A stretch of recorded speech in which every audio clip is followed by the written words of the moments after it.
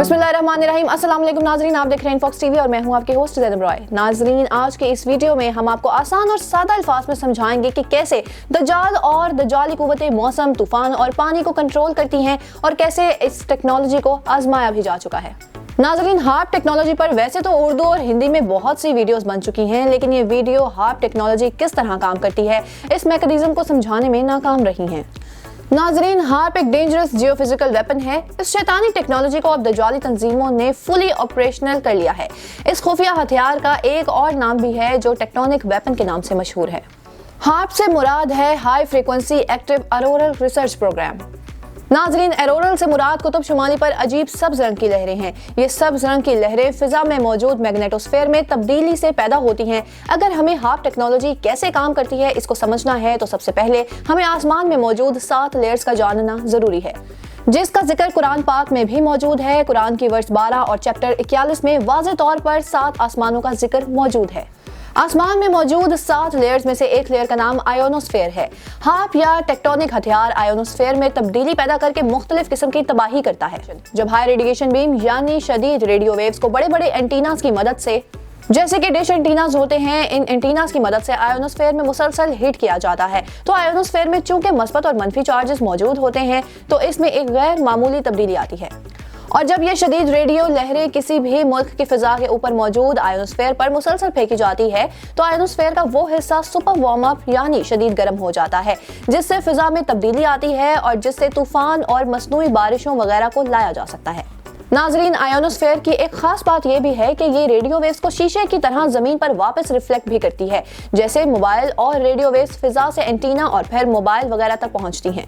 यानी अगर ये हाई एनर्जी रेडियो वेव्स एक खास एंगल से आयोनोस्फेयर में फेंकी जाएं तो वो इस ही खास एंगल से जमीन पर किसी भी मुंतखब करदा सतह पर वापस आती हैं, और अगर इन्हें मुसलसल जमीन पर हिट किया जाए तो इस जमीन की तह में मौजूद टेक्टोनिक प्लेट्स में वाइब्रेशन पैदा की जा सकती है, जिससे इस मुल्क में मसनूई ज़लज़ला लाया जा सकता है।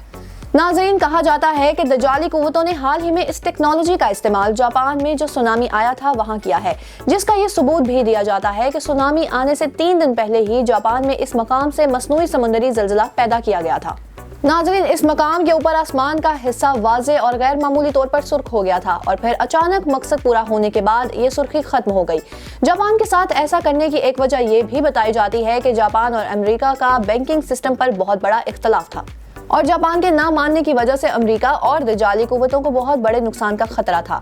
लेकिन इस मसनूई बर्बादी के बाद जापान ने घुटने टेक दिए और इस दज्जाली बैंकिंग सिस्टम पर साइन कर दिए।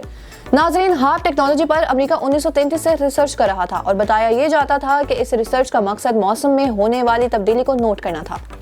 इब्तदा में इस रिसर्च का बेस कैंप अमेरिका की रियासत अलास्का में था, जो American military control research program बताया जाता था।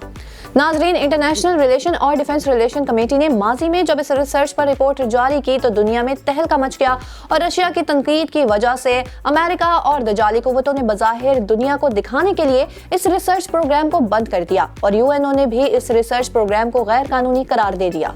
मगर ये प्रोजेक्ट खुफिया तौर से 1933 से अब तक दज्जाली कुव्वतें जारी रखे हुए हैं और अब इस खतरनाक जियोफिजिकल हथियार को उन्होंने परफेक्ट कर लिया है। इंसानी दिमाग भी बरकी लहरों और फ्रीक्वेंसी पर चलता है। नाज़रीन, हार्प से इंसानी दिमागों को भी मुतासिर किया जा सकता है और इंसानी रवैयों में तब्दीली लाई जा सकती है। इस मकसद के हुसूल के लिए दज्जाली कुव्वतें दुनिया में 5G टेक्नोलॉजी ला रही है। नाज़रीन, 5G टेक्नोलॉजी क्या है, किस तरह काम करती है और इसके पीछे क्या खुफिया दज्जाली साजिशें हैं, इस पर भी इनफॉक्स टीवी ने अलहदा से एक वीडियो सादा जुबान में बनाई है, जिसका लिंक डिस्क्रिप्शन में मौजूद है। नाज़रीन, उम्मीद है आपको आज की वीडियो पसंद आई होगी। मजीद ऐसे ही वीडियो के हुसूल के लिए हमारी वीडियो को लाइक कीजिए और इनफॉक्स टीवी को सब्सक्राइब कीजिए और मुझे अपनी होस्ट ज़ैनब रॉय को दीजिए इजाज़त। शुक्रिया।